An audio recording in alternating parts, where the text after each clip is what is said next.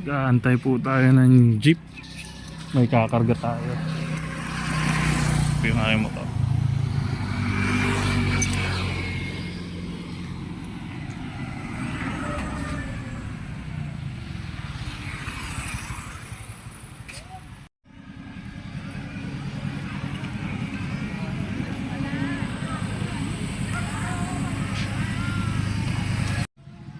Katambay update episode number 3.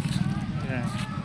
So mga katambay, may diskarte tayo ngayon na kahit papano po gumana po sa awa ng Diyos.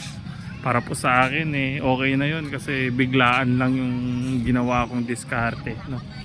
Kumbaga nasimulan natin mga bandang alas 10 na po, pero sa awa ng Diyos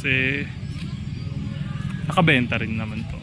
So dito po ako sa karatig bayan namin, no? Sa bayan po ng Calatrava.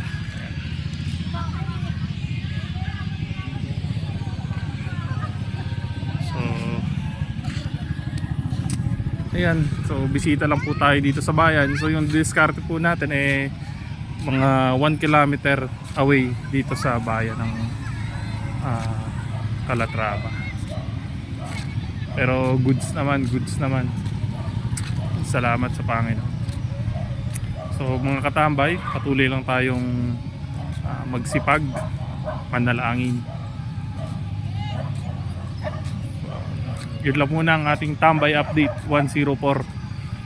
After all the hardship at saka mga luha,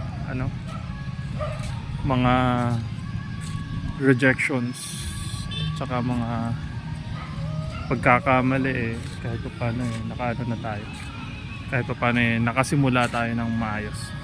Hanggang dito lang mga katambay, maraming salamat.